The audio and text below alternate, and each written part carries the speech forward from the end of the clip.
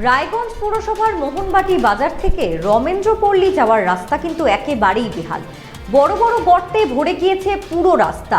বৃষ্টি হলেই সেই গর্তে জল জমে যায়। সেই জল কাদা পেরিয়ে কিন্তু প্রাণ হাতে নিয়ে যাতায়াত করছেন সেখানকার বাসিন্দারা। রায়গঞ্জ পুরসভার অধীনে এলাকা হওয়া সত্ত্বেও রাস্তা মেরামতিতে কোনো উদ্যোগ কিন্তু নেওয়া হয়নি বলেই অভিযোগ। রাস্তার হাল নিয়ে বাড়ছে স্থানীয়দের মধ্যে ক্ষোভ। আপনারা দেখছেন রমেন্দ্রপল্লীর সেই রাস্তার ছবি। একেবারেই বেহাল পরিস্থিতিতে রয়েছে সেই রাস্তা। রায়গঞ্জ পুরসভার মোহনবাটি বাজার থেকে রমেন্দ্রপল্লী যাওয়ার রাস্তা কিন্তু একেবারেই বেহাল পরিস্থিতিতে রয়েছে।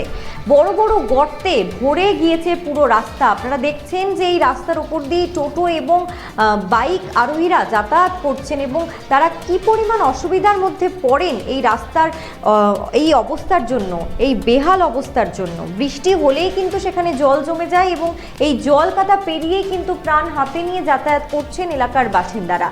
রায়গঞ্জ পুরসভার অধীনে এলাকা হওয়া সত্ত্বেও রাস্তা মেরামতিতে কিন্তু কোনো উদ্যোগই নেওয়া হয়নি বলে জানাচ্ছেন সেখানের বাসিন্দারা। আপনারা দেখছেন সেই রাস্তার ছবি। এই বিষয়ে আরো বিস্তারিত জেনে নেব। আমাদের সঙ্গে রয়েছে সরাসরি আমাদের প্রতিনিধি মালতীর কাছ থেকে জেনে নেব বিস্তারিত। মালতী, কি পরিস্থিতি ওখানের? দেখো দেবস্মিতা, একেবারে এই রবীন্দ্রপল্লী রাস্তার এতটাই বেহাল দশা, যে এতটাই নকলজনক অবস্থায় পরিস্থিতির মধ্যে দিয়ে রয়েছে যে এখানে বহু বছর ধরে এই রাস্তার মেরামত করা হয় না, এমনটা জানিয়েছেন সেখানকার বাসিন্দারা। এখানে দুটো স্কুল রয়েছে, বাচ্চাদের র্যান্ডাম রীতিমতো স্কুল যাতায়াত করতে হয়। সেই শিশু বাচ্চারা এই ভাঙা রাস্তার উপর দিয়ে চলাচল করতে হয়। যে কোনো সময় অ্যাক্সিডেন্টও হয় এই রাস্তার উপরে। এমনকি ওই পাইপ লাইনের যে কাজ হয়েছে সেই রাস্তার পাইপ লাইনের কাজ করার পরেও সেই রাস্তা মেরামত করা হয়নি। কিছুদিন আগে সেটা রাস্তাটা রিপেয়ারিং এর কাজ হয়েছিল, কিন্তু সেটি 2 মাসও যায়নি। 2 মাসের মধ্যেই সেই জায়গা স্থায়ী হয়েছে, আবার ফিরে সেই একই ভাঙা রাস্তায় পরিণত হয়েছে, এমনটাই জানিয়েছেন সেখানকার বাসিন্দারা। দেবস্মিতা, ধন্যবাদ মালতী, সঙ্গে থেকো।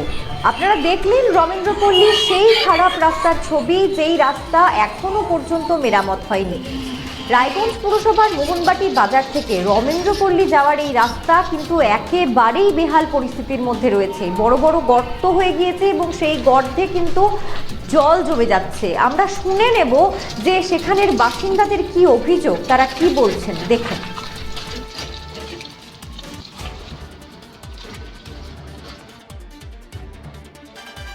সেই বিগত সরকার থেকে দেখে যাচ্ছি আমাদের এখানে এত রাস্তা খারাপ। 5-7 বছর ধরে আমরা এই রাস্তার জন্য বিভিন্নভাবে ভুগছি। আর রাস্তাগুলো কি যেন তৈরি হচ্ছে নতুন রাস্তা, অথচ 1-1.5 মাসের মধ্যে রাস্তা আবার খারাপ হয়ে যাচ্ছে। আমি এখন যেটাতে দাঁড়িয়ে আছি সেটারও একই অবস্থা। মাঝখানের আগে রাস্তা হয়তো 2 মাস হলো হয়তো হয়েছে, কিন্তু রাস্তার অবস্থা হচ্ছে পাথর বেরিয়ে যাচ্ছে। কি ধরনের কাজ হচ্ছে? আর সব থেকে অদ্ভুত ব্যাপার, একটা রাস্তা তৈরি হওয়ার পরে গ্যাস লাইন, পাইপ লাইন, সামনে একটা দোলনা স্কুল আছে, ওখানে খুঁড়ে রেখে দিচ্ছে। এমন টার্নিং এর মধ্যে খুঁড়ছে জায়গাটা, সেই জায়গাটা দিয়ে একটা কিছু যেতে গেলেই অ্যাক্সিডেন্ট হয়ে যাবে। সবসময় বাচ্চারা স্কুলে যাচ্ছে। এগুলো কি অদ্ভুত ব্যাপার হচ্ছে? আর পাইপ লাইনের কাজ হচ্ছে রাস্তা তৈরি হওয়ার পরে কেন? এগুলো তো আমাদের ট্যাক্সের টাকায় রাস্তাগুলো তৈরি হচ্ছে। পাইপ লাইনের কাজ অমুক তমুক যাই হোক, একটা রাস্তা তৈরি হওয়ার পরে হয় না, ওগুলো আগে হয়। আমরা যে জনগণ হিসাবে যেটুকু সার্ভার করছি, রাস্তার অবস্থা খুবই খারাপ। এখনকার সরকারকে আবেদন রাখবো যে রাস্তাগুলো যেন ভালোভাবে দেখে এবং আমাদের এই প্রবলেম গুলো থেকে যেন আমাদেরকে ঠিক করতে। রাস্তা তো অনেকদিন ধরেই খারাপ। এই কিছুদিন আগেও কিছু রাস্তা রিপেয়ার করলো, কিন্তু কিছুদিনেই আপনারা দেখতে পারবেন যে রাস্তা করার মোটামুটি 3-4 মাস হলো, গত ভোটের আগে হয়েছিল। কিন্তু তারপরে আবার রাস্তাগুলো সেই পিচ, মানে পাথর উঠে যাচ্ছে, উঠে যাচ্ছে। এই হচ্ছে প্রবলেম। আর কিছু রাস্তা আছে যেগুলো একদমই খারাপ, বিগত মনে হয় 15-20 বছর ধরে কোনো রিপেয়ার হয়। কিছু যা রাস্তা আছে তা বিগত মনে হয় 10-15 বছরের উপর ধরে খারাপ হবে। রাস্তার একদম বিশেষ করে এই যে পাইপ লাইন বা গ্যাসের লাইন যে হচ্ছে, সেগুলো করে যদি একবারে রাস্তাটা করা হয়। কিছু কিছু রাস্তা নতুন করা হয়েছে, তারপরে আবার খোঁড়া হচ্ছে, রাস্তা আরো বেশি এতে খারাপ হচ্ছে তাতে। আপনারা এতক্ষণ দেখলেন যে এই খারাপ রাস্তার জন্য মানুষকে কতটা দুর্ভোগের মধ্যে পড়তে হচ্ছে। রায়গঞ্জের চারপাশে বেশিরভাগ রাস্তারই কিন্তু একই অবস্থা। আমরা ভারত টিভি থেকে প্রতিদিনই আপনাদের সামনে তুলে ধরছি বেহাল রাস্তার ছবি, আপনাদেরকে শোনাচ্ছি যে সেখানকার বাসিন্দারা কী পরিমাণ অসুবিধার মধ্যে রয়েছেন, তাদের অভিযোগ, তাদের সেই কথাও আপনাদের সামনে আমরা তুলে ধরছি।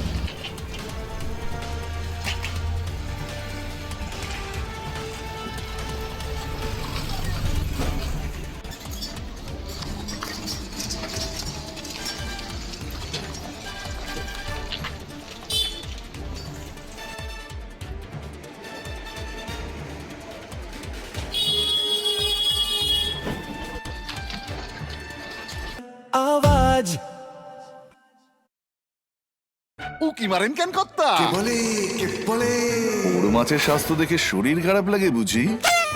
কে বলে আরে মাছেরা বলছে, এবার থেকে আপনার মাছেদেরও দিন কল্যাণীস প্রিমিয়াম ফ্লোটিং ফিশ ফিড। ভাসমানে খাদ্য আনে লক্ষ্মী মোদের ঘরে জলকে ছালাক ছালাক। ঘরের লক্ষ্মী আজই ঘরে আনো কল্যাণীস প্রিমিয়াম ফ্লোটিং ফিশ ফিড।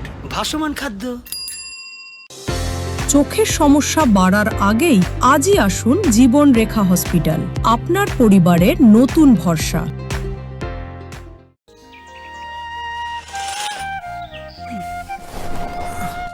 হ্যাঁ রে, তুই নিজেকে কি সুন্দর ফিট রাখিস, তোর বরকে রাখতে পারিস না? তোর দাদা জেনেছে nature pure rice bran oil দিয়ে রান্না করলে শরীর এমনি সুস্থ থাকে। হ্যাঁ সে তো ঠিকই, শরীর চর্চার পাশাপাশি ভালো তেল দিয়ে রান্না করাটাও জরুরি, আর সেই জন্যই আমার একমাত্র choice nature pure rice bran oil. শরীর সুস্থ রাখার জন্য আমার পছন্দের সেরা cooking oil nature pure rice bran oil, সম্পর্কে স্বাদ এনে দেয়। ভারত টিভি, আস্থার আওয়াজ।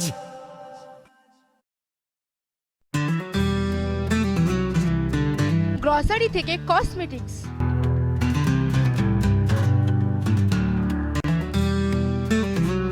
আপনার যে কোনো প্রয়োজনীয় জিনিস পেয়ে যাবেন একই ছাদের তলায়।